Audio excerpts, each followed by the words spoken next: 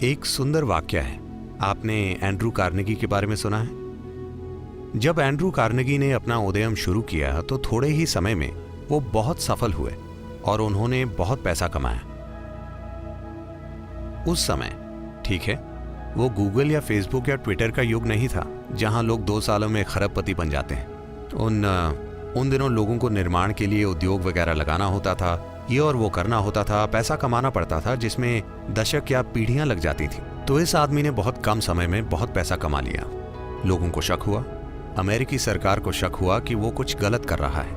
तो उन्होंने जांच के लिए एक सेनेट कमेटी बनाई और कार्नेगी से हर संभव सवाल पूछे और उन्हें पता चला कि उसके बिजनेस में कुछ भी गलत नहीं है। फिर उन्होंने पूछा, आपने इतना पैसा कैसे कमाया और इतने सफल कैसे हुए? तो एंड्रू कार्नेगी ने बहुत ही साधारण बात कही, देखिए, मैं अपने दिमाग को किसी चीज पर 5 मिनट तक लगातार केंद्रित रख सकता हूं। 5 मिनट तक। क्या आप में से कोई ऐसा कर सकता है? सभी सेनेटर सोचने लगे, 5 मिनट में क्या मुश्किल है? और उसने एक प्रयोग सेटअप किया। उन्होंने अपना ध्यान टिकाने की कोशिश की। वे कुछ सेकंड तक भी नहीं टिका पाए। एक पल यहां, दूसरे पल वहां। ज्यादातर इंसानों की यही दुर्दशा है। तो तब कार्नेगी बोले, आपको अमेरिका का शासन नहीं चलाना चाहिए। हम जानकारी को बुद्धिमत्ता के रूप में गलत ले रहे हैं। एक उद्यमी या कोई भी व्यक्ति जो किसी स्थिति में रास्ता बनाना चाहता है, उसे बुद्धिमत्ता की जरूरत है, बस जानकारी की नहीं। जानकारी थोड़ी उपयोगी हो सकती है, लेकिन यह बुद्धिमत्ता है जो आपको किसी खास स्थिति से एक अनोखे तरीके से गुजरने में सक्षम बनाएगी, वैसे नहीं जैसे कोई दूसरा कर रहा है। मान लीजिए आप घर बनाना चाहते हैं। अगर आप सोचने लगेंगे, अरे मैं एक घर बनाना चाहता हूं, घर बनाने के लिए 50 लाख रुपए चाहिए, मेरी जेब में 50 रुपए हैं, नहीं होगा, नहीं होगा, संभव नहीं है। जैसे ही आप कहते हैं संभव नहीं है, आप ये भी कह रहे हैं कि मैं ये नहीं चाहता। तो एक स्तर पर आप इच्छा पैदा कर रहे हैं कि आप कुछ चाहते हैं, दूसरे स्तर पर आप कह रहे हैं मैं ये नहीं चाहता। तो इस संघर्ष में ये शायद न हो पाए।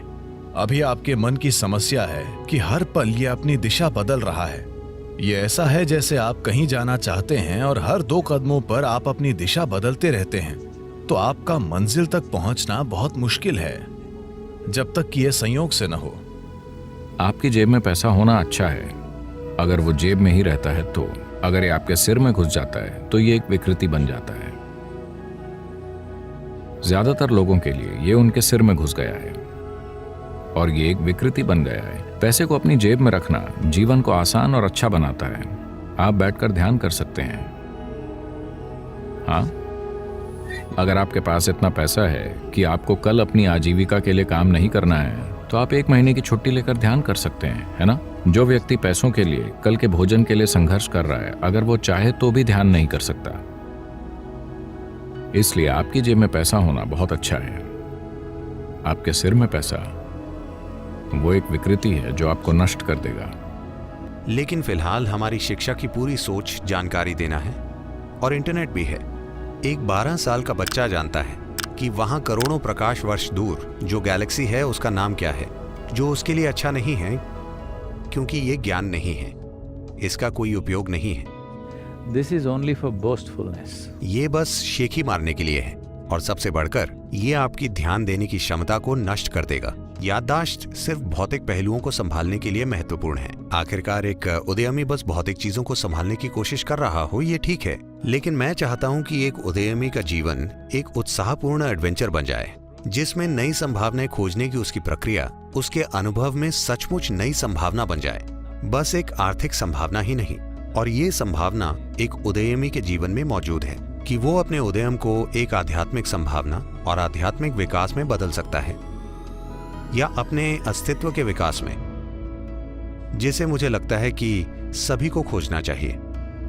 यही वजह है कि हम एक आध्यात्मिक तत्व लाने की कोशिश कर रहे हैं। सबसे बढ़कर सफलता तो आसानी से आएगी किसी जादू के कारण नहीं, बल्कि इसलिए क्योंकि आपने अपनी पूरी क्षमता से काम किया है। एक चींटी जिसका दिमाग आपसे 10 लाख गुना छोटा है, वो भी जीवन चला लेती है। आपका दिमाग इतना बड़ा है, आपको क्या समस्या है? मैं ये इसलिए कह रहा हूं क्योंकि ये बुरी तरह से सीमित करने वाला विचार युवाओं पर थोपा जा रहा है कि आपको पैसे कमाने होंगे, कि यही सबसे बड़ी चीज है। इतना बड़ा दिमाग होते हुए पैसा कमाना क्या वाकई कोई समस्या है? मैं जानता हूं कि सभी को यही मानने के लिए तैयार किया गया है, पर ऐसा नहीं है। मैं बता रहा हूं, ऐसा नहीं है। मानव चेतना के लिए पैसे कमाना एक मामूली चीज है, पर दुर्भाग्य से पूरी मानवता अपनी पूरी ऊर्जा और बुद्धि बस पैसा कमाने में लगा रही है। अगर दुनिया में ये नहीं बदलता, मैं ये नहीं कह रहा कि पैसे नहीं कमाने चाहिए, मैं बस ये कह रहा हूं कि इसे पूरी इंसानी चेतना पर हावी नहीं होना चाहिए। अगर आप एक छोटी उंगली से काम करें तो ये पैसे कमा लेगी, इसमें इतनी काबिलियत है। पूरी इंसानी प्रतिभा मुरझाकर मर गई है, सिर्फ इसलिए कि सभी सोच रहे हैं पैसे कैसे कमाएं, पैसे कैसे कमाएं। The moment they can earn a living, they will sit down and become fat. जब वो पैसा कमाने लगते हैं तो वो बैठे बैठे मोटे हो जाते हैं। आपको सोचना चाहिए, मैं इस जीवन के साथ क्या कर सकता हूं, है ना? आपको सोचना चाहिए, इस जीवन के साथ सबसे बड़ी चीज मैं क्या कर सकता हूं, क्योंकि एक दिन आप मर जाएंगे। मनुष्य कितना कुछ कर सकते थे, वो अद्भुत चीजें कर सकते थे, पर उसके बजाय वो पैसा कमा रहे हैं।